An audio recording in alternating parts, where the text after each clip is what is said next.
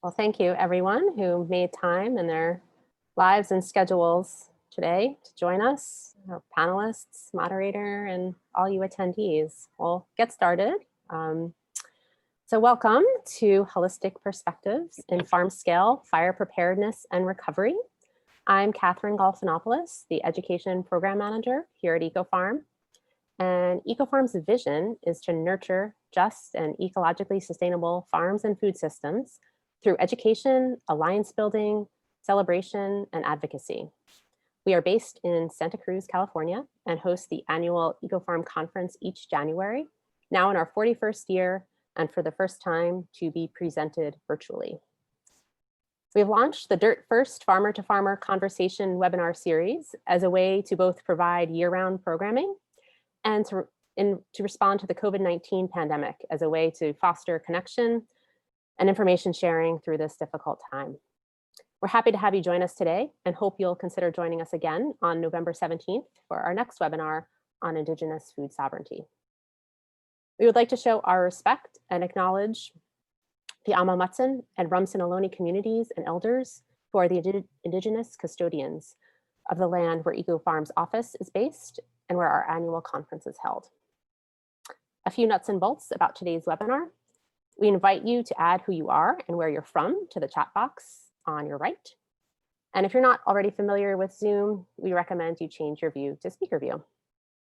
I would like now to introduce our moderator, Evan Wigg from California Alliance with Family Farmers, or CAF, who will be leading this conversation.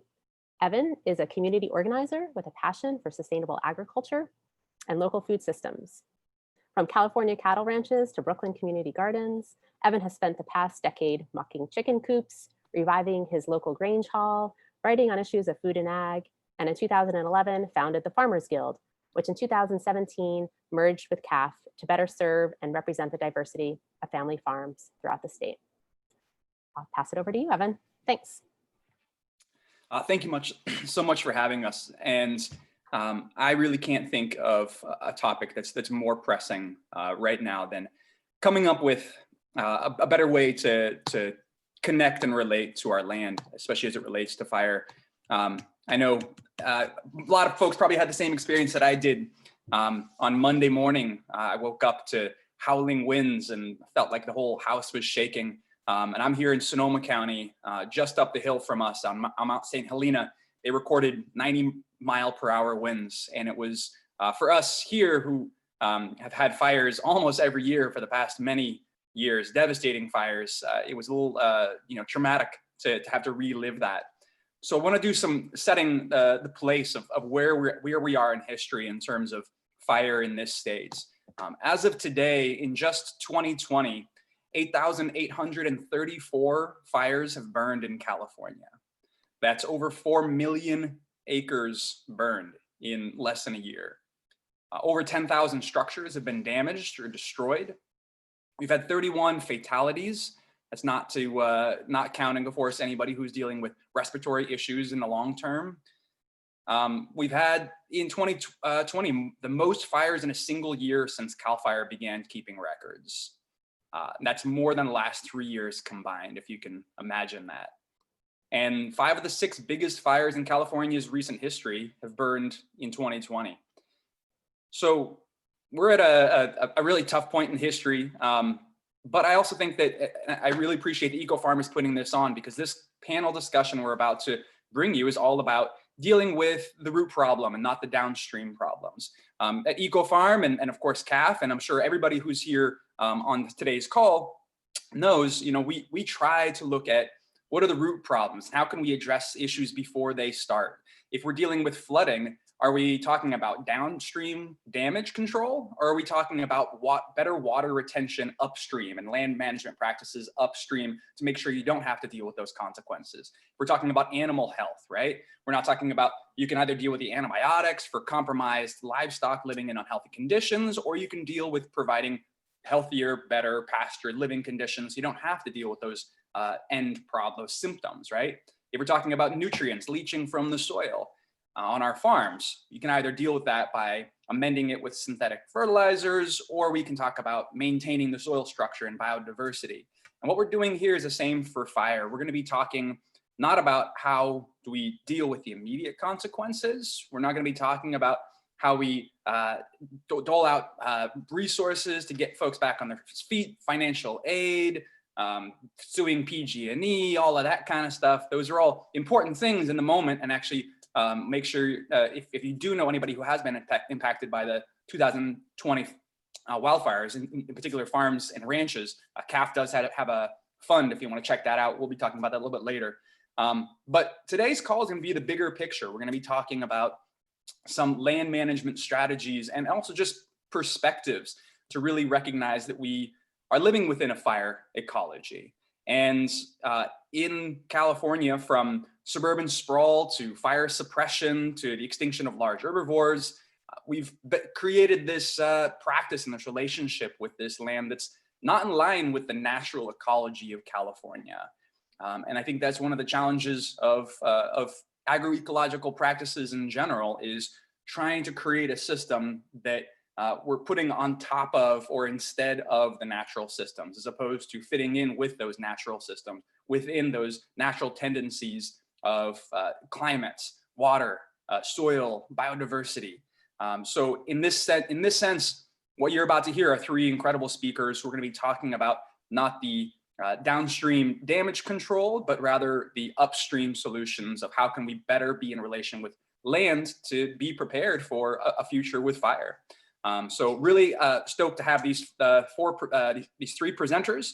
They're gonna be talking about everything from reaching back towards an ancestral wisdom to deal better with our relationship with fire, as well as forging new collaborations to deal with how we can come up with some solutions to brace for the next many fires. So we're going to start off. We're really honored to be welcomed by Wolfie Rugel, as well as Cheetah Judy and Edward Willie from Sonoma County here in my neck of the woods. It's really great to have him here. So we're going to get started. I'll introduce everyone as they get started, but we're going to start off with Edward Willie, who's a true native of California, of Pomo, Wintu, and Patu, and Walaki ancestries, and native ecologist with 40 years experience teaching traditional ecological knowledge, fire ecology, herbalism, permaculture, and ancient skills to peoples of all ages.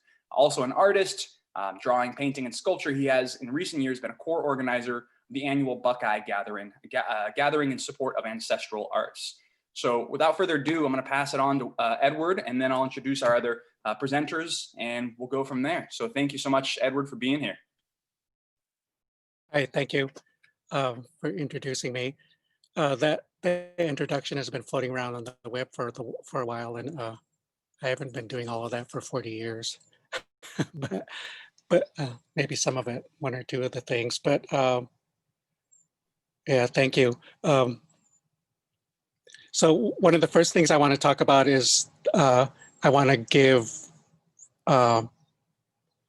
gratitude and blessings to all of the creatures and all of the land has been affected, because of our lack of action or lack of inaction, a lot of things have gone wrong in the California ecosystem, and a lot of things are affected badly. So I just want to think about them. I want everybody to think about that, and our prayers to the land, our prayers to the animals, our prayers to the plants and the people that are affected by the current situation. I just feel like I need to say that because a lot of people assume that I'm happy that fire is happening, and that's not the case. I've been trying to make fire happen on the land here in this area for a long time. 20 years ago, I was a kook because I wanted to put fire here. I want fire there, and people just kind of. Some people listened to me. A lot of people weren't hearing the message. So it's not that I'm happy that there's fire, but I just feel like fire is something that California needs. And I've been working to make that happen for a long time. I've been wanting it to happen. and the main reason that I wanted that to happen is to avoid what's happening today, you know, because of our lack of action in those areas. We see what's happening today. So the thing I want to talk about is our relationship to fire, our traditional relationship to fire in California. California is a fire ecology. You know, it's built, or it's grown into this thing that there's fire here all the time. We have our long winters where there's a lot of rain happening, and then that builds up a lot of biomass, and then we have two seasons, and that's the first season, the rain season, and then that transitions into our dry season. So we have the wet season and the dry season. And in the dry season, all of that biomass that was grown during the rain season uh, dries up all summer. And then because of our geology and our climate, the unique geology of California, then we come to this time of year, you know, October, where the all of that fuel is built up, and then all of the conditions are just right to cause these conflagrations that are so damaging to our environment. And so that's been happening for a long time, and it's been set up like that for a long time here in California. So the native people have been living here for thousands of years. Some people say, you know, the conservative estimate is 10,000 years, but it's been longer than that. You know, it could be 20,000 or 30,000 years we've been living here. And we've been living here in that ecology, in that fire ecology. So over that time, we've developed a way to live and a way to flourish and to be resilient within that ecology. And a big part of that, there's a lot of ways that we've dealt with that, and a lot of ways that we've come up with to make it better, to make it so that the environment's better, and we're better, and all the animals and the plants are better. But what I wanted to talk about today is just one of the tools that we use, and that was putting fire on the land. We put for all those years we've been putting fire on the land, and each tribe, there's so many different tribes in California, and each one of them was doing it in their own way, and practicing these ways of putting fire on the land that were well versed. They were just well versed. Each year they would learn, you know, how to do it better and better. And so over the course of 1,000 years, they came up with this way of taking care of the land in certain ways. It got so fine-tuned that they could come up with things like, when the bird vocalizations changed, they knew that it was time to burn a certain plant, because the birds knew it was time, and you know, the animals knew it was time. And so when we got to that point where we were listening to them, we could know when it was time to burn this area, or when it was time to burn that area. And over the course of those thousands of years, there was an evolution. There was an evolution in the plants, and there were evolution in the animals, so that they were able to live with those conditions. An example of that would be the smoke. You know, we've been getting a lot of smoke here in Sonoma County, or just in this part of California this year, and in the previous few years, we've been getting a lot of smoke in this area. But one thing that does is it causes certain things to happen that the plants and the animals need. It causes seeds to drop. The smoke causes seeds to drop. It causes certain plants to sprout, and it'll make the salmon spawn. When the smoke goes over the river and shades it, then the salmon realize or think that it's time to spawn, so they'll start spawning. So there's all these different things like that where all of the living things are reacting to the fire, and they've learned to react to it to carry on their life cycles. And then there's seed. Another thing is that seeds will germinate. There's plants that have evolved so that they need fire to germinate. So there's a lot of reasons why we need fire, or why it's here in California, or why it's going to continue. And one of the things that we need to learn is that it's not going to go away. It's the fire was here first, and that ecology was here first, and it's going to keep happening.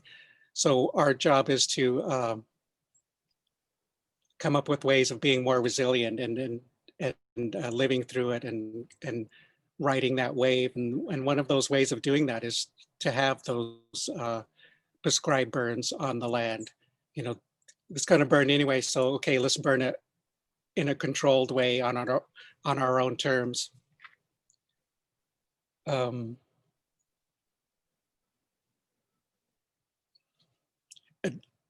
Another thing that that Native people would do is that they would burn at certain times of the year. They knew when the times were to burn certain things, and they would look at the cues, like the stars. Like if the stars were in a certain position, that was the time to burn that field, or that was the time to burn this field. And so this tradition, it's a deep and long-lasting tradition that that we've passed down for a long time. But then we went through the stage in history where we were even persecuted and violently stopped from burning. And a big part of that was because we did it in a certain way. We burned in a certain way. We did it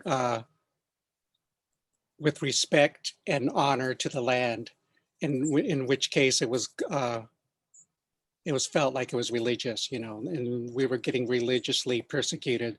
So then that was part of it, that's part of the religion, is burning the land. So we got to stop that. And so so it had to go underground, and a lot of these traditions were lost. Like we're having to, like what I've learned, I didn't learn from my elders or from my direct lineages. I had to go and find it. And throughout California, there was just these little pockets of Native people that were still burning or still carrying on that tradition, or they had their stories of how it was done. And so we have to revive that. We're living here in California, and so we're Californians now, and so we have to pick up the torch, so to speak, and carry that on. And a big part of that is carrying on, or changing our outlook and changing how we see things, and changing our relationship. Like we have to make big changes, and we have to make changes in how we relate to the land and how we relate to each other. Because it's going to take all of us working together. Like if we want to stay here, if all of us want to stay here in California and live in a good way here, we all have to work together as Californians with this knowledge, with this fire ecology knowledge. And we all have to, the way they were doing it back then is everybody was doing it. Everybody was working at it. Each tribelet, each village, each valley, they were all doing it, working at it together. So that's what we need to do. We need to figure out a way to do that. And we have to change how we are to do that. And one of the big things that we have to change is another way that the Native people were, or another reason that the Native people were taking care of the land, is because it was their home. And so that's one of the big changes that we have to do, is we have to say that this place is our home. like so many people live here in California, and you ask them, so where are you from? And they say, oh, I'm from New York, or I'm from, you know, Michigan or whatever. And without, oh, sorry, without, people have to say, I'm from California. And then that's going to be the change. That's going to be that deep change that we need to help us care for this place and take responsibility for it, and to accept it for what it is, which is, you know, the fire ecology based ecosystem. That's not going to stop. It's going to keep burning. We're going to keep having fires, you know, every year. It's up to us to decide what kind of fires we're going to be having every year. Okay, well, okay, it's time to get off my soapbox. Are there any questions? Looks like there's a lot on the chat. How much more time do I have? You've got about another 5 minutes or so. And we can always do some Q&A at the very end too, if folks come up with additional questions for Edward or any of the other panelists. So we don't necessarily have to answer them now, but if folks do have any questions, you can throw them into the chat box there. And whether right now or at the end of the webinar, we can make sure those all get answered. Also, just a reminder that today's today's webinar is being recorded, and it's going to be posted on EcoFarm's website. So if you missed something that was said, or you want to reference it, or you want to share this with someone, just feel free to share that. Let's see. I have a picture to share. Great. Oh, wait. If I can.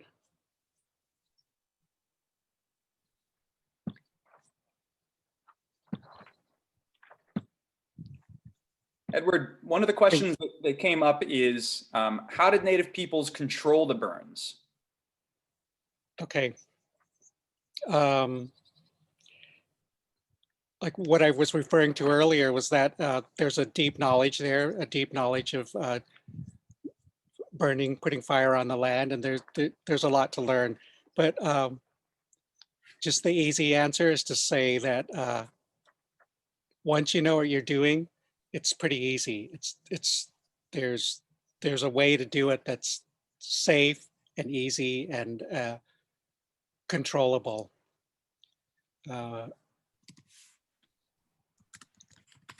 There's classes, people are more open to it now, and there's trainings you could do, and you could do prescribed burn training. A lot of tribal groups collaborate with the Forest Service and CAL FIRE, and they have a lot of different programs to teach about that.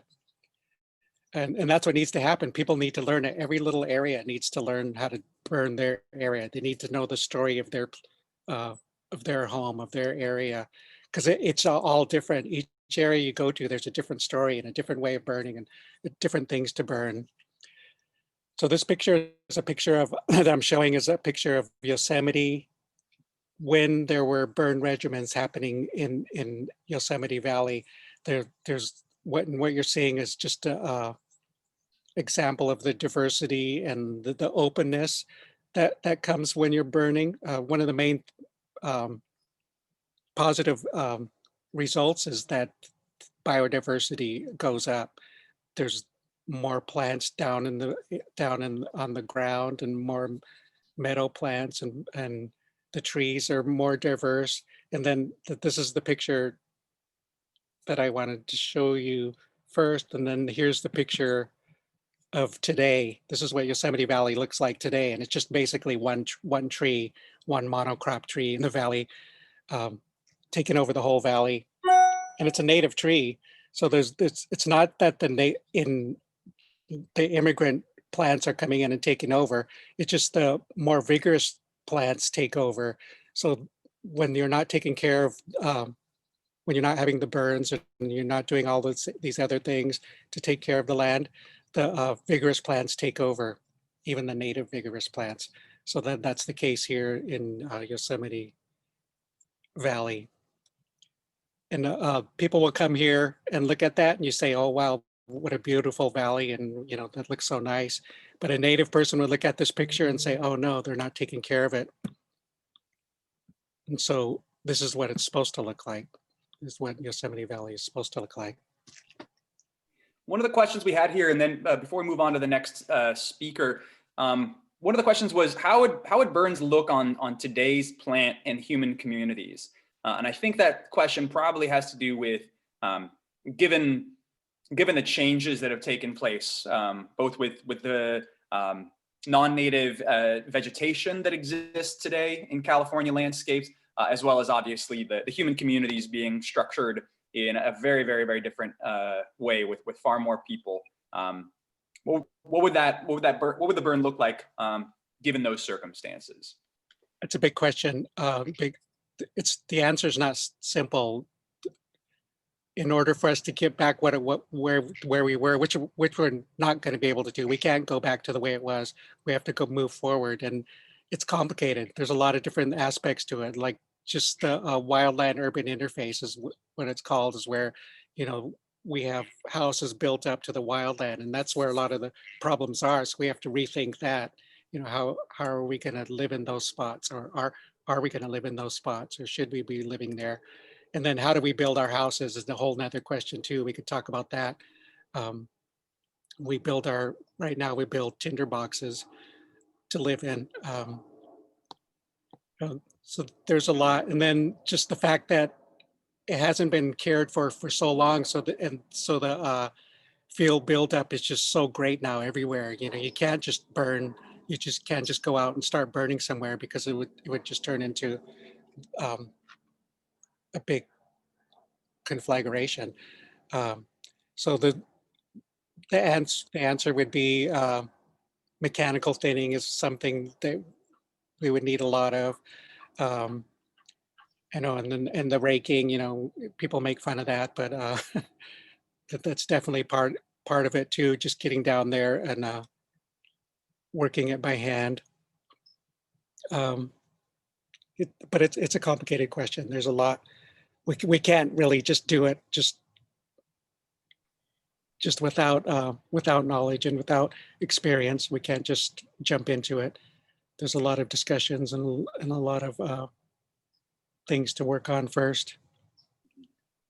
Well, Edward's going to stick around, and he'll be here for the rest of the webinar, and we can come back to him for some additional Q&As at the end of the webinar. But we're going to move on to our next presenter, who can actually address, I think, a lot of the practical questions that are being asked right now by a number of the attendees, and that is Wolfie Rugel. So she is the Forest Health Watershed Coordinator with the Butte County Resource Conservation District, the RCD, and the coordinator of the fledgling Butte County Prescribed Burn Association. Wolfie owns Springfield Organic Farm and Nursery in Cottonwood, California for 12 years, bringing vegetables and nursery starts to Redding Farmers Market and operating a winter farm share. So thank you so much for being here, Wolfie. And we're excited to have you explain a little bit more about the prescribed burns and what that's looking like in today's context. So take it away. Thanks so much, Evan. It's great to be here. I'm going to go ahead and share my screen.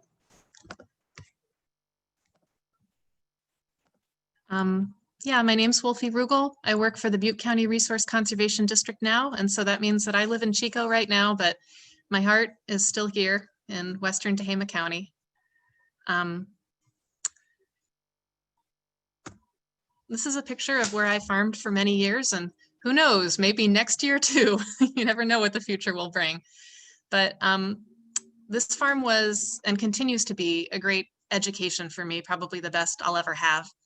And what it taught me most of all was that the wildland that surrounded this farm and still surrounds it just gave me so many gifts as I was farming. Gifts of natural pest control, gifts of fertility, as the oak leaves would swoop into the furrows every fall and provide all this free nutrition to the soil and all the fungi and everything, and the lichens that would fall down into the garden. I didn't really plan it that way. This was just the land that I could afford, and it was surrounded by undeveloped land. But I was really, really grateful to be surrounded by this wild land. And as I saw how my friends who were also first generation organic farmers, who were maybe surrounded by industrial lands and had a much harder time with their organic pest control and other issues, as I saw how they were struggling with those issues, I became even more grateful, and it became a priority for me to do whatever I could to keep this wildland healthy. I was raised to believe that the way to keep wildland healthy is to stay out of it. But reading Tending the Wild by M. Cat Anderson, which is mostly about how Native Californian peoples managed the land here to make it so abundant and biodiverse and beautiful, was a really life-changing experience for me. And I came to realize that the concept of wildness that I'd grown up with isn't really that relevant to California or North America, or really maybe anywhere. I came to believe that land, not just farmland, but all land, needs to be tended by humans to be healthy, like Edward was saying. And here in California, the way to do that is with fire. So I started to think, well, I really better learn how to put fire on the ground. Nobody ever taught me that. Nobody brought it up in school or on any of the farms where I had apprenticed. And that eventually led to me leaving the farm so that I could try to figure out what this whole good fire thing was and learn more about it. And that's the journey that I'm on now. Although as soon as it rains, I'm very, very excited to go back to the farm and start to put some fire on the ground and learn by doing in an iterative process, what I'm sure will continue to be an education for many years to come. So today I'm going to talk about three things. First, why you would want to set your own land on fire. Second, who can help you do that? And finally, what you need in order to be able to do that. First, why would you want to burn your own land? I'll go through these things really quickly. Edward talked about some great reasons. If you've joined this webinar, maybe you have your own reasons already, and the ones that I'm going to list are not by any means the only ones. First and foremost, for me right now, I would say that if you already know why you need to plant a hedgerow, or put up a bat box, or put out some orchard bee homes, or let some of your carrot family crops go to seed so that they can attract those beneficial insects, then you already know why you need to put good fire on the land.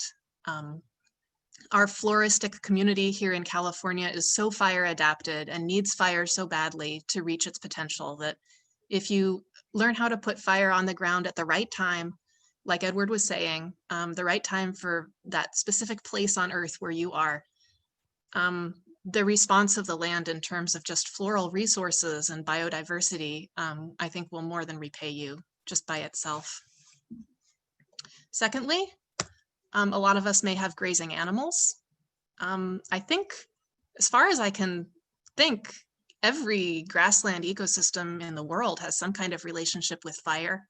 Fire is a very important nutrient cycler in grasslands, and fire applied at the right time can definitely help reduce invasive weeds here in California.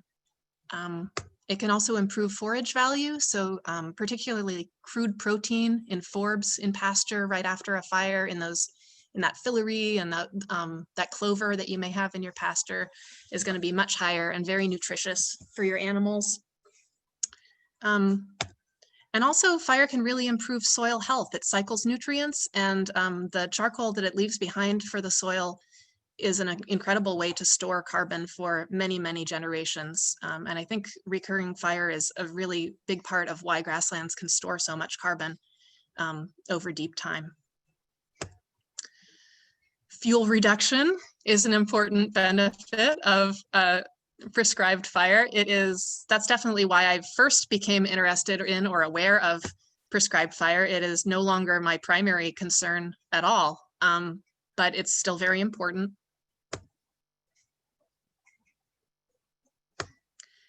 A lot of us may hunt or may just want to leave behind lands and watersheds that we once lived in that still have really abundant wildlife for the next generations. All of these critters that you see here need burns to produce the really nutrient-rich forage and habitat that help them have big, healthy families like we want them to. This guy down here in the lower left in particular, I don't know if anybody recognizes him. I just met him. He's my favorite thing. This is Burner Bob, and he is the anti-Smokey Bear. He's a big, cuddly woodland creature who encourages children to come burn his habitat because he and his family need fire for their habitat to be healthy. And he is a creature that lives down in the southeast where they're a little bit farther along, at least their dominant culture is a little bit farther along in embracing good fire than we are here out west.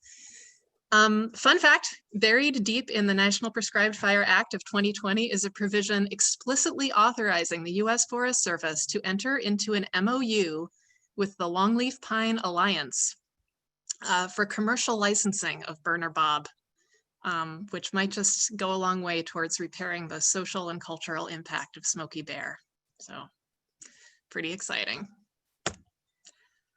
A lot of us gratefully use the gifts of the wild lands around our gardens and pastures for food and medicine for our families, or maybe even for market. All of these native plants and fungi that we are able to take advantage of today are only here because of indigenous stewardship over countless generations, and that stewardship included fire. And there's almost no plant or really animal resource in California that you can think of that doesn't require fire at some stage of its life cycle, or to create the ecosystem that it needs to live in at some point. So to the extent that you want to be able to go and hunt and forage and do all that good stuff, then learning about the fire regime that's specific to your watershed is really important too. But then, like, more than anything else for me, I think the social and psychological impacts of having a good relationship with fire are really important to me at this point in my life. A lot of our communities have been traumatized by fire, and we think of fire as something that we need to be afraid of. But as Edward was saying, that's not the only way to be in relationship to fire. You can have a good relationship with fire too. The societies that lived here in California for many thousands of years and are still here had that good relationship to fire. But also, no matter where you are, or no matter who you are, no matter where your ancestors came from, at some point back in your family tree, whether it was in Asia or Africa or Europe or any place else, somebody in your family tree had a good relationship with fire and put fire on the ground somewhere at some time of the year in some special, maybe specialized little ecosystem to nurture his or her alliance with some species or group of species. If you go back far enough, we all have good fire in our family tree. Otherwise, we wouldn't be here. Now, that doesn't mean we should take the fire traditions of wherever our families are native to and import them into California. That's not the way to go. That's definitely been done enough. Every place, and here in California, like almost every little canyon and micro valley has its own way that it needs to be cared for with fire. And we can learn from the folks who know the most about California, which is the indigenous stewards here. And we can all learn how to be good stewards of the place that we live now, I believe. So that leads us to who can help you put good fire on your land. For a lot of folks, the first people who are going to come to mind are CAL FIRE. CAL FIRE are incredibly sophisticated fire professionals, and they can come burn your land for you. They can do all of the planning, all of the implementation, especially if you're a larger farmer or rancher. They can take on all the liability, and they're going to do a good job. But you don't get to just call them and say that, hey, I want my land burned, come do it for me, CAL FIRE. They pick and choose where they're going to put fire on the ground. Again, if you're a very large rancher, this may be a good route for you to enroll in the vegetation management program. If your land happens to be considered highly strategic by CAL FIRE, they may approach you and want to do a burn on your land. You might be waiting a long time. I definitely know people who have been waiting for CAL FIRE to burn their land for 10 years, even though they have an agreement in place. but it is a route that's definitely worth mentioning. CAL FIRE is not the only group of highly trained fire professionals in the state. You can also hire somebody to do it for you. You can hire a burn boss. Again, they'll do all the planning, they'll do the implementation, they'll take on the liability, you're paying for it.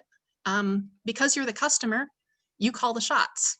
They'll burn the way you want them to burn. I mean, they won't do anything that's illegal or unsafe, but within reason. You're going to be in charge, and you can ask them to do what you want to do and meet the objectives for your fire that you might have. It's not cheap, nor should it be, I would argue. If you have the means to support these professionals, then I think it's money well spent, but not everybody does. And again, these people are very highly in demand. So again, you might be waiting a while. Those aren't your only options, though. You can burn your land yourself.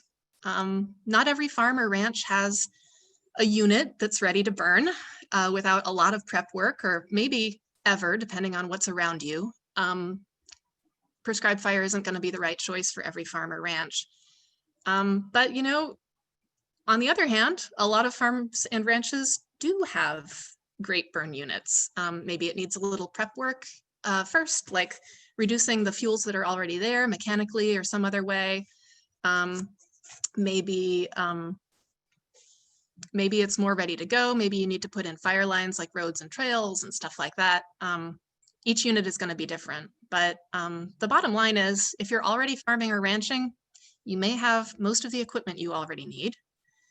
You may not have the training that you need, but it could already be in your neighborhood. In addition to indigenous folks who may be in your neighborhood, some ranchers have longstanding fire traditions that may be working out well. If you can connect with them and find out about it. Some people are already burning their land in small or large units. It's not something that you need to tackle by yourself, though. You can get together your friends and your neighbors and your family. And if you don't have a bunch of people in your neighborhood yet who want to come together and help you burn, you can join a prescribed burn association. I'll get to this in a minute. I realize I just skipped a slide. This map is a map of where in California you need a permit from CAL FIRE to burn year-round, and where you only need a permit during fire season. So if you're in any of these green counties, a lot of people don't realize you have the right to burn your land without a permit from CAL FIRE from the end of declared fire season. So this year that hasn't happened yet, until May 1st. You should probably still tell CAL FIRE what you're doing. You can definitely ask them for advice. But you actually don't need a permit, and they won't give you one. Now, if you're down in these red counties, you need a permit no matter what day it is. So that means you go down to your local fire station, tell them what you want to do, and they'll help you understand what kind of resources, equipment, people you need on the scene.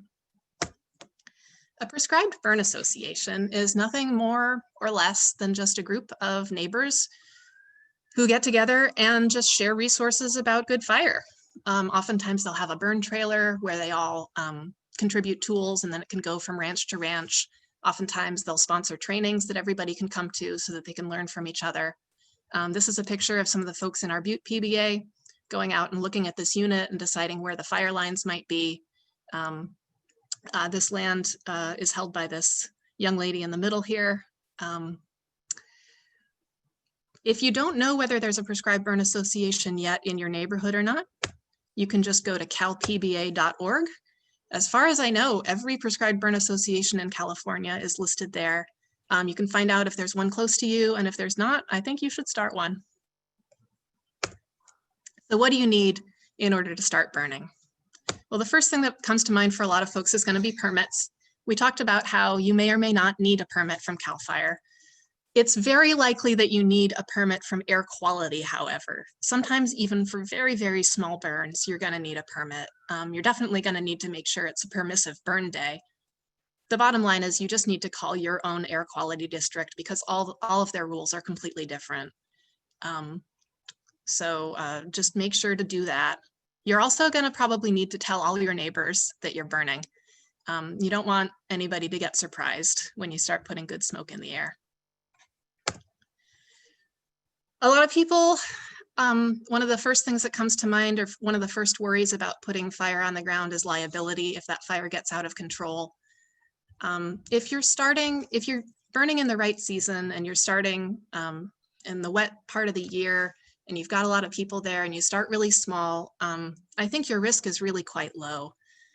And it's a risk, honestly, you're already taking on if you've ever lit a burn pile or a barbecue. Any fire can theoretically get out of control, and more out of control fires are actually started by burn piles than by broadcast burns. I think reducing your liability is more a matter of having the right equipment and plenty of people there to help you than anything else, but you might be surprised how much your existing farm and ranch policy already covers. And if it doesn't cover prescribed fire, you may be able to increase your liability limits or coverage for a couple of days. It doesn't hurt to ask. California also understands that liability for private burners is a big barrier to increasing prescribed fire on private lands. So California is pursuing a number of legislative and policy solutions to try to make it a little bit more sane for California burners and hopefully give us a liability structure more like what burners in Florida and Georgia already enjoy.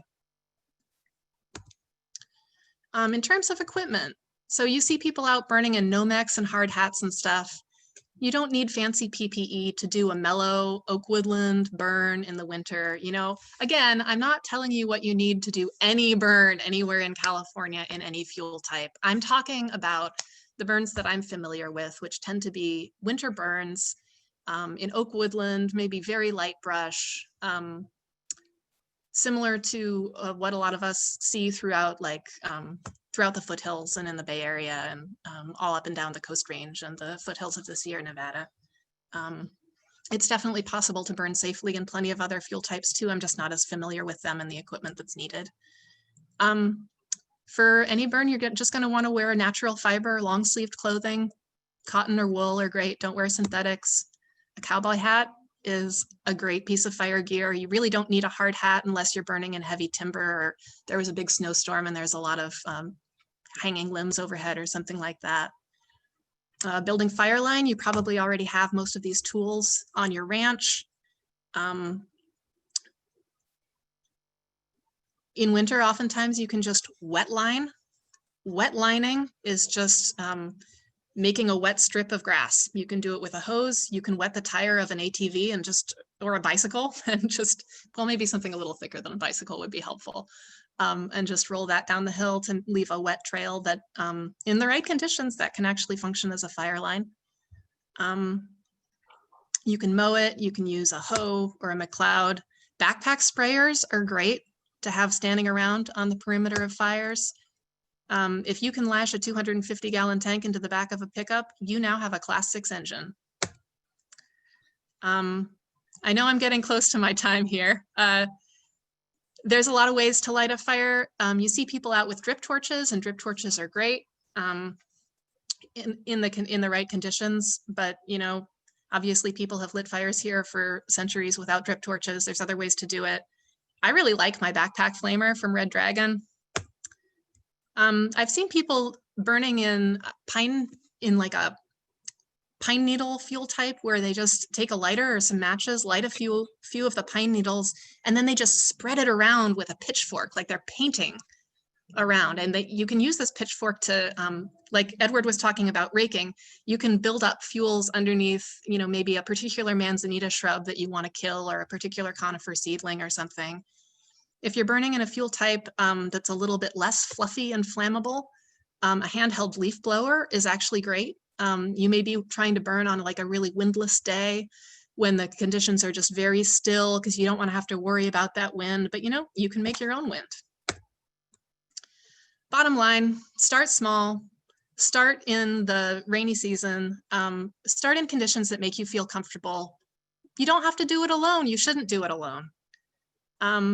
There's no acreage shaming here. Every pile, every little 100th of an acre that you burn counts because you're building your fire knowledge. Get training wherever you can. If a Native person tells you, hey, don't do that, you should listen. If they tell you, hey, maybe consider doing it a different way, that's gold that you've just been given. Join together with your neighbors, use common sense, be safe, and have fun. Over to you, Cheetah. All right, thank you so much, Wolfie, for being here. Before we transition to the next presenter, we will return to a number of questions that came up after the final presenter. But just we see a couple of attendees who are raising their virtual hands with the little function there. If you do have a question, just put it in the chat or in the Q&A, and we'll get to it. We won't be necessarily calling on folks using that feature. So head to the Q&A if you have a question. All right, so on to our final speaker for today.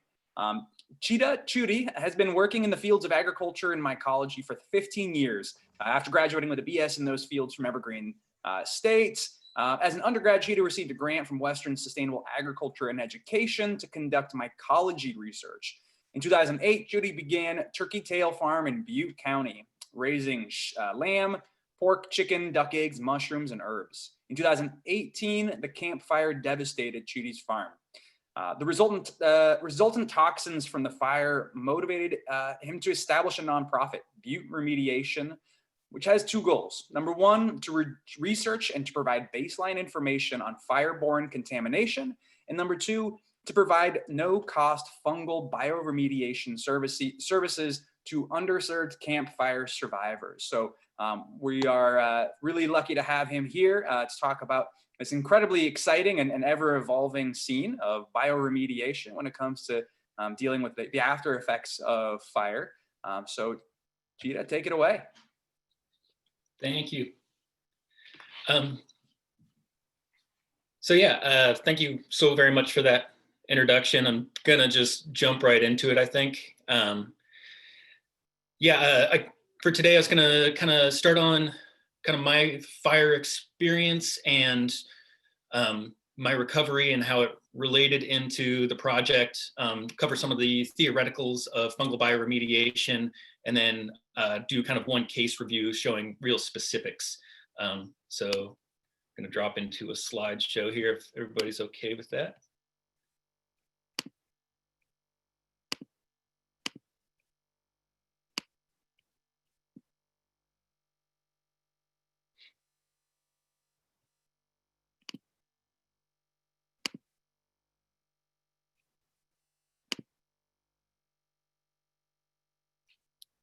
Any guidance on? I think you want to hit the present button, not the share button. Oh, thank you. Thank you. So yeah, we kind of covered this in the introduction, so I'll just kind of glaze over that. So basically, as farmers, we know fungi as, these beneficial organisms. They, we have our symbiotes that are our mycorrhizal fungi. We have degrading fungi in our compost piles. And so there's kind of these novel ways that they can be possibly applied to toxic waste cleanup and mitigation of some of the kind of hazards generated by fire. So campfire, as we know, was a very destructive fire. I think Mendocino now has overtaken the acreage that the campfire was in terms of scale. I had a very different campfire experience than a lot of people.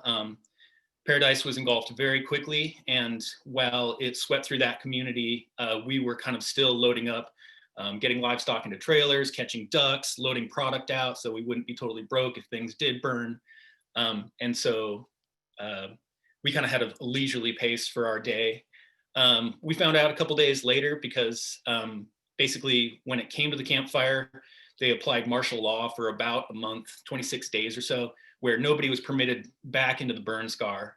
At a certain point, the ag commissioner issued a special permit that allowed commercial livestock farmers to return to the burn scar. I encourage any livestock farmers to maybe have a conversation with your ag commissioner and kind of put this into place perhaps before a fire event. So I went right down to the ag commissioner, got this permit, loaded up a dog and a chainsaw, and drove back into the burn scar on about day 5. It was surreal. Military police parked at every corner, multiple police checkpoints, totally unworldly. And this is what we came home to. So upper right-hand image is my pump house. And kind of lower left is a vehicle that had burned there. You can see that river of aluminum coming out from underneath the vehicle. So after rounding up the pigs and the sheep that we had to leave behind, I kind of set about figuring out what to do about all this stuff. Cal OES had gotten involved pretty early, and so we were basically stuck with this debris for several months, basically with the debris removal program that FEMA had in place. Nobody could return to their property legally. You could not restore power to your property until all the debris had been removed. And they put a pretty extended timeline on the public removal program. So we knew we were going to be stuck with this material for a very long time. So, you know, it's an impossible situation where we had all this livestock, couldn't leave, couldn't go anywhere else, but we're also not permitted to be there. A further injustice I found is that if you didn't lose a structure larger than 120 square feet, that is, if you lived in a trailer, for example, you were in no way eligible for any of this cleanup assistance. Basically, you're responsible for the removal of your own debris. And as I'll discuss later, people are still suffering from the fire even 2 years later. So a couple more shots from the farm. Pretty much a lot of our trees did really well, but anything around a structure burned hot enough to really kill the trees. You can kind of see that with the school bus there. Kind of snooping around, figuring out what's what, and I found my mushroom greenhouses. And while the mushrooms had desiccated right on the spawn bags, on the mushroom bags, the mycelium itself had actually survived. So here, upper left is an image where a couple weeks later it rained and the mushrooms actually sprouted from these melted bags. So knowing what I knew from kind of just amateur bioremediation research, I kind of saw the toxic debris that was around. Thankfully, the tractor had survived. I'd left the keys in it, and CAL FIRE used it and then parked it back out in the open with a quarter tank of gas. Thank you, CAL FIRE. And so I kind of created this ditch and swale along the downhill sides of these burned structures and vehicles, and took the spawn from those spawn bags from the melted greenhouses and kind of spread them along these wattles that I'd gotten from Home Depot. And then cased them in a layer, just kind of covered them with some burnt ash from a haystack that had burned. And when the rain event did hit, we had active growth of mushrooms and a little bit growth into those wattles. So the idea here is just to try and catch some of the material. Doing this, I kind of looked around at my community and realized there was going to be a whole lot more of this.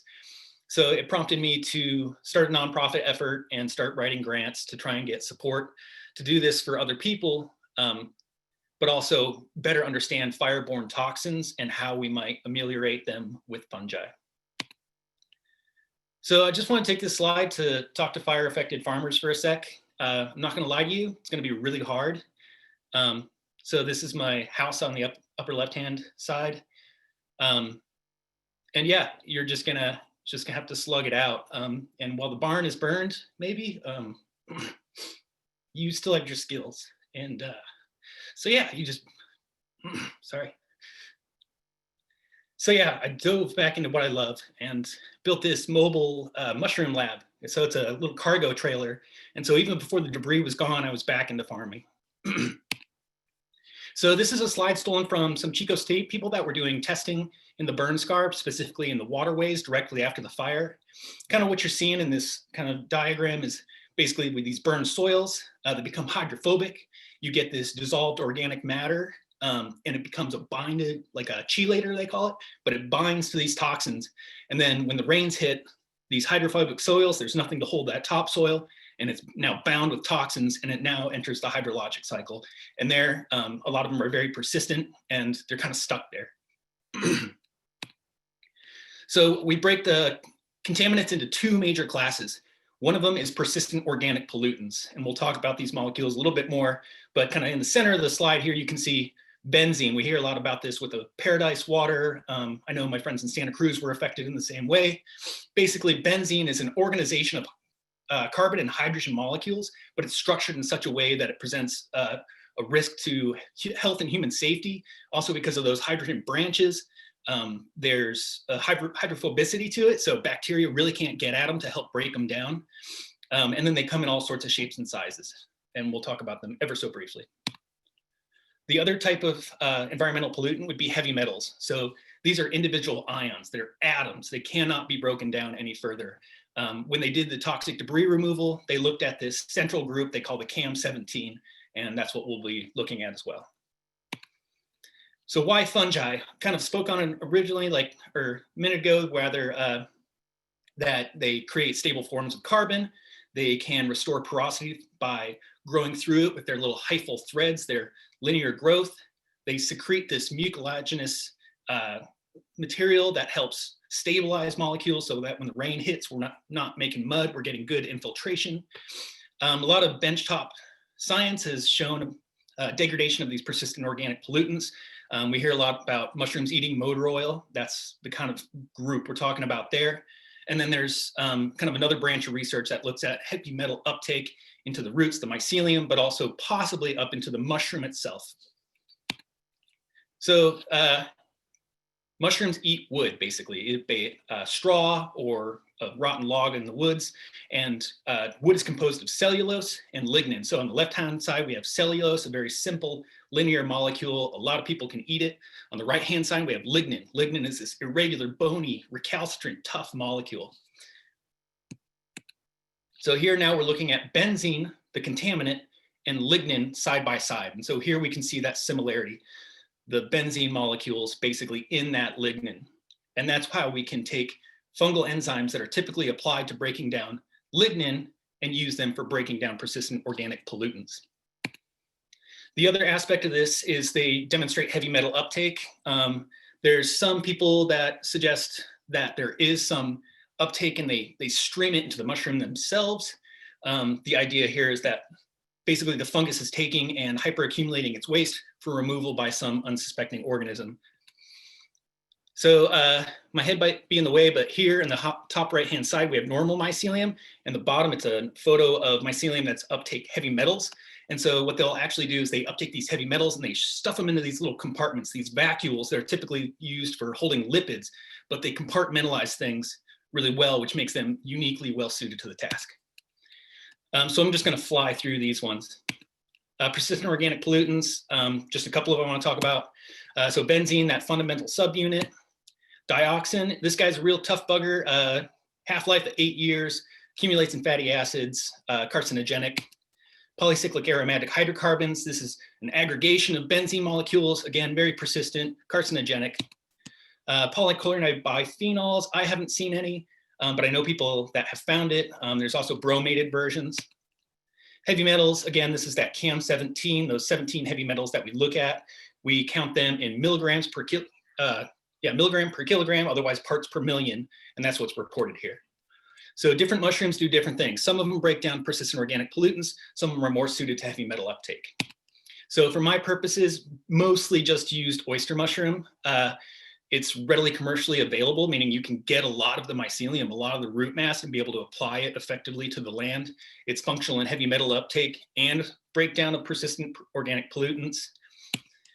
For those of you that live in a conifer forest, Phoenix oyster might be your go-to because it can eat hardwoods as well as softwoods. Just want to throw that in there. So what it looks like when we do it in the field. I use those straw tubes, the wattles, this landscape fabric you can see in the bottom with mycelium growing through it. It's typically used on the sides of freeways for erosion control. And then straw. Use a lot of straw trying to integrate into the soil, the contaminated soil. As you can see, this mushroom just growing out of blackened dirt. This is the site of an RV. So this is an image at a property in my neighborhood nearly a year later, all this debris left behind, not eligible for Cal OES. And this poor individual basically doesn't have the resources to remove it. So sampled the RV itself.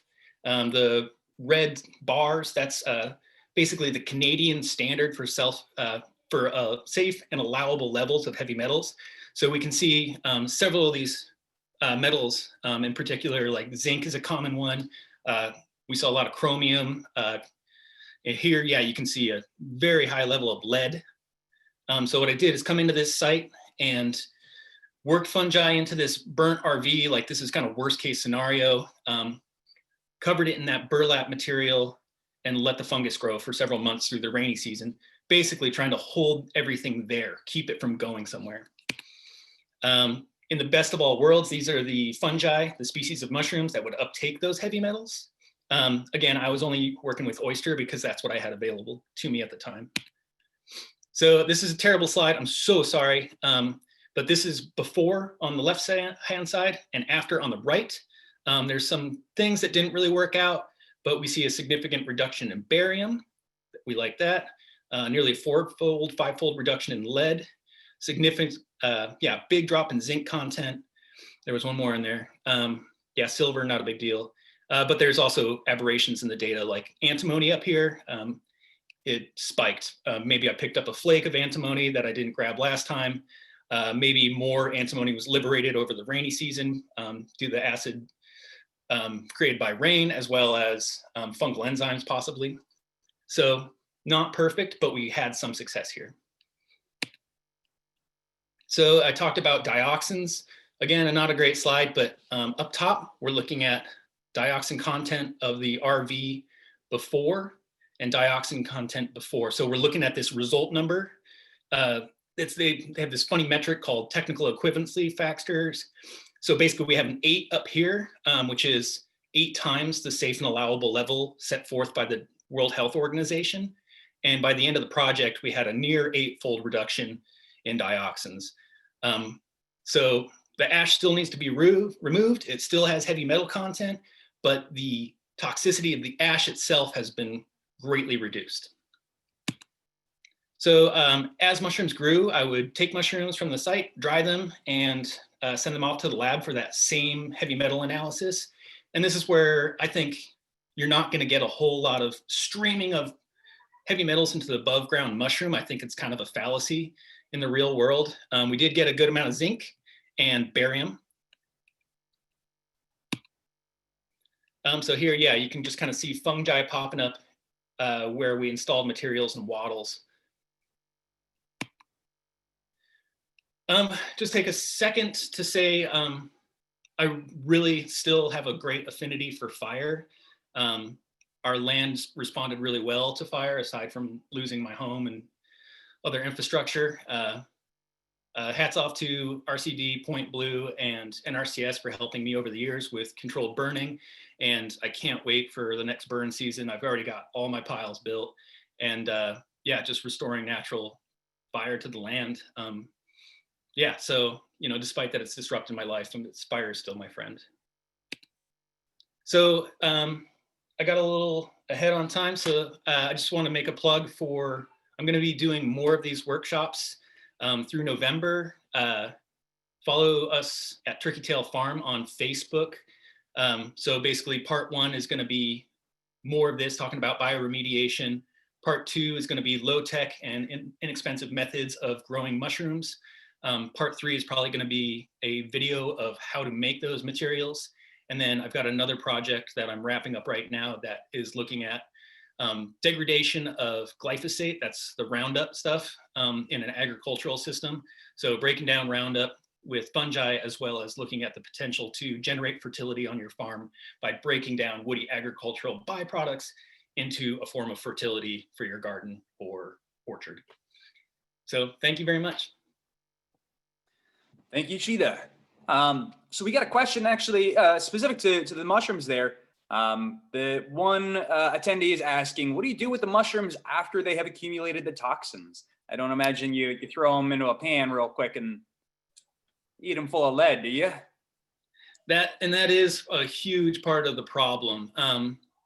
So, we are in this world where we extract ores and materials from the soil, and now they've gone through this horrible event and they've changed forms, and there's not a clean way to put them back. And so I've taken to saying that it's an imperfect solution to an impossible problem. I think the benefit of mycoremediation moving forward is to augment the erosion control materials we use already. We're deploying these straw wattles, we're deploying this erosion control material. And if it were fungal infused, we could biologically immobilize some of those heavy metals. And with the breakdown of these persistent organic pollutants, potentially reduce the toxicity of the ash that will eventually have to go to the dump, because we just scrape it up and take it to the dump. That's our solution at this time. So I don't think it's the silver bullet with everything that I've looked at, but I think it can be part of the solution. Mhm. And yes, we take the mushrooms and we throw them away if they don't go to the lab. Right. Someone else wanted to know, what does the benzene come from? So benzene can often buy like incinerated plastics is a big one. Paints is another. So like, my sheet metal roof, for example, it started flaking and throwing off all these nasty little bits. And so in addition to having whatever heavy metals might be in there, that's where some of the benzene comes from. In the circumstance of Paradise, basically the entire city's water system was contaminated. What happened is, as the entire system depressurized, all that burning vapor was sucked back into the pipes, as well as one of the distribution plants, their reservoir burned. And so that sucked into the system. So basically all these plastics around burning at a high temperature generate these molecules. Mhm. Great. So another person was asking, where do you get your oyster mushroom materials? Where can you get the spores and mycelium? Yeah, where does that come from? So because I am a commercial mushroom farmer, and initially it was just that fungi that survived, I was able to like reculture from that. So part 2 workshop is going to be all about that. Basically what I do is I start with just a tiny bit of mushroom in a petri dish, and then I grow it out onto grain, and then I grow it out onto wood chips, and then I grow it out into straw. So you can take, in mushroom cultivation, we have this magical thing where we can take the smallest cluster of cells and produce thousands of pounds of mycelium and hundreds of pounds of mushrooms within a matter of months. And so that's where, if you are in a fire affected region, I'd say reach out to your local mushroom farmer. They might be reluctant because you could actually take the mycelium and make your own money off of it. But if you go to them and explain what you're doing with it, I think that's a great way to do it. And that's why I've kind of worked with oyster mushrooms exclusively so far, is that it's just more available. Button mushrooms also have some heavy metal uptake potential, but also their substrate, the material they grow on, oftentimes is like manure, and so difficult to work with.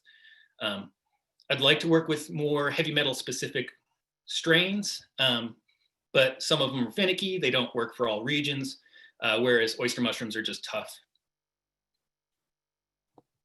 Gotcha. So we're going to go ahead and dive into just a general Q&A for all of our panelists. So if anybody has any additional questions, now's the time to throw it into the Q&A. But one of the interesting questions we had was about the legislation around some of this. I think, Wolfie, you had touched on this just very, very briefly, but someone was asking about the National Prescribed Fire Act of 2020. And what does that entail? And are there ways that we can support legislation like that? Sure. So that's legislation at the federal level. So you can always call your federal representatives if you have any opinion about federal legislation like that. I encourage anybody to read the act. It's not that long.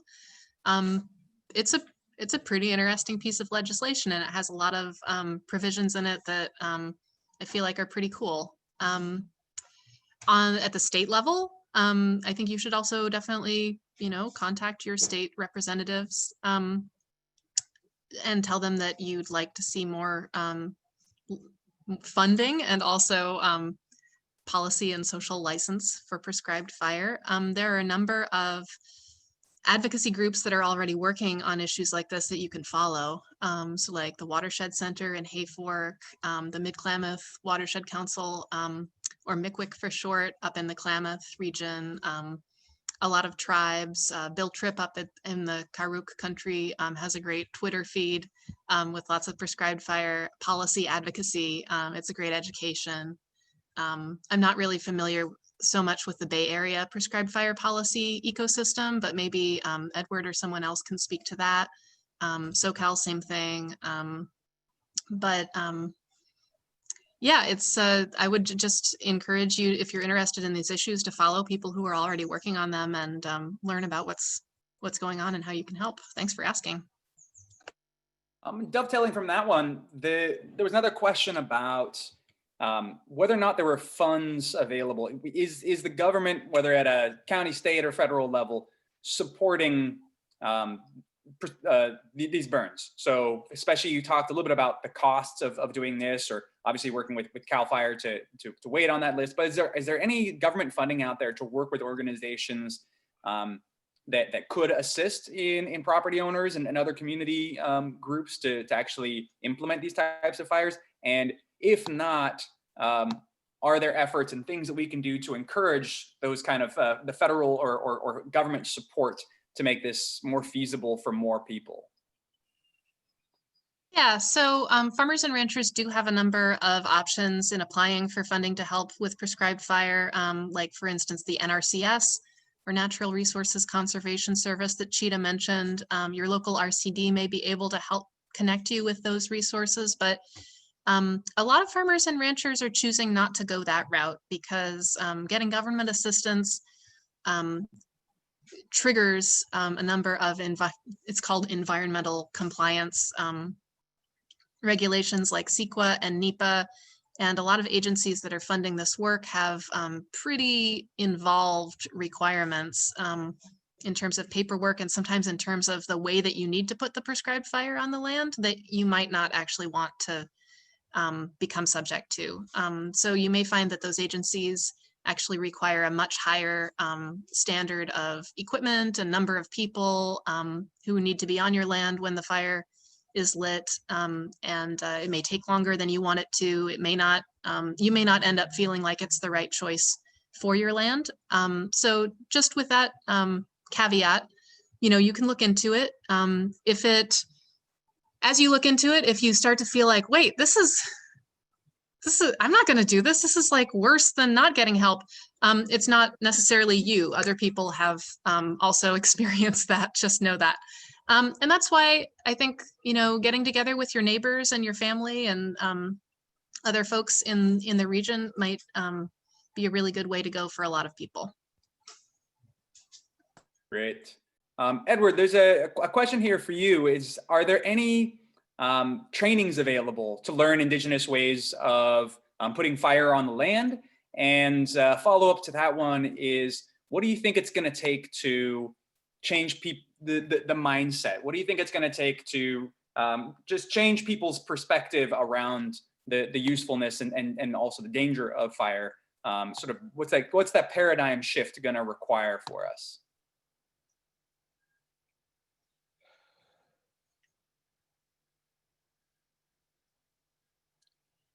It's a hard question. Big one, yeah. One of the one thing is these catastrophic fires. That's changing people.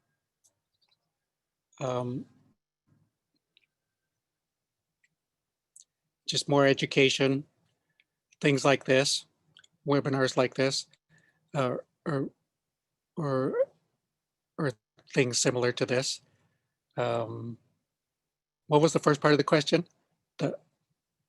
The first part of the question was a little more straightforward. Are there trainings and ways that people can learn indigenous fire land management? Yes, practices?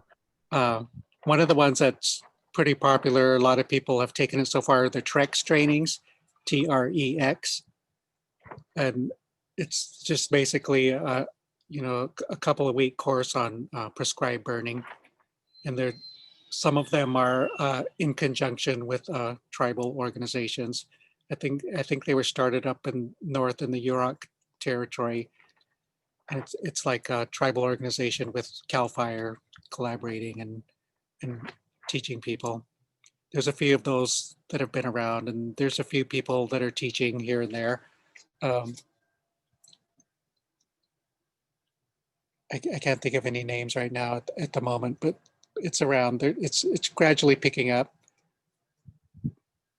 People are learning. Yeah, and I mean, we're definitely seeing a lot more people talking about this. So, you know, I would hope, and because of folks like the three of you, you know, really bringing this to the forefront, I've certainly seen more headlines around prescribed burns and mycoremediation, and even returning to indigenous knowledge to deal with this this problem we're facing, I've seen a whole lot more headlines just recently. So I think it is reaching the mainstream finally, at least in conversation, if not in practice.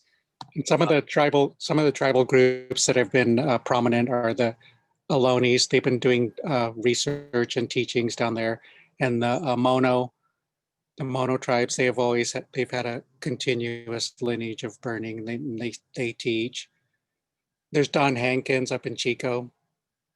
He's a professor at Chico State, and he's a fire ecologist. Great. Sasha Berleman, she's really been all over the place teaching everybody. Another fire ecologist.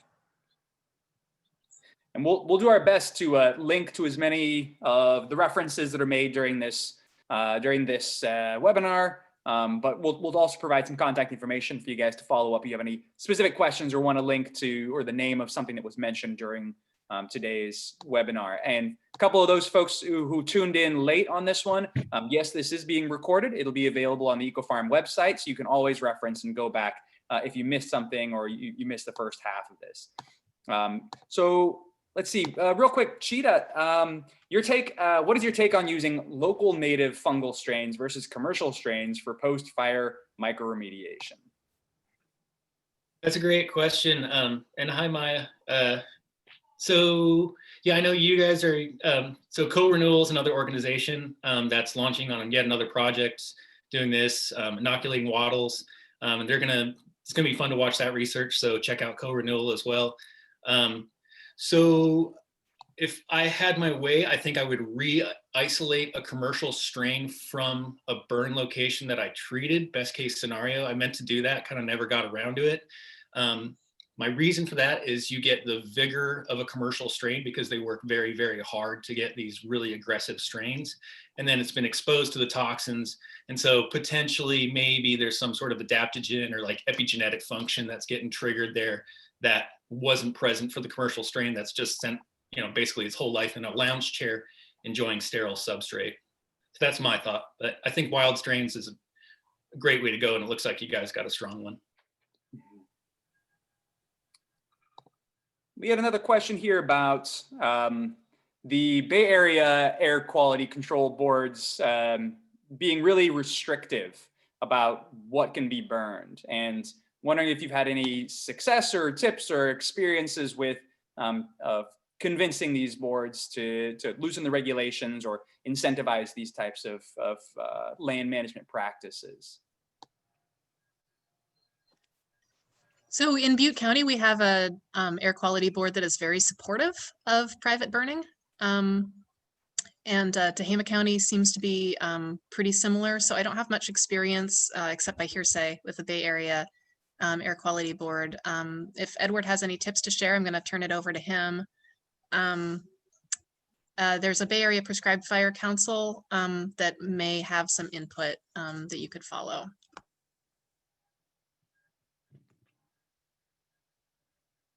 I already shared, didn't I? Yeah.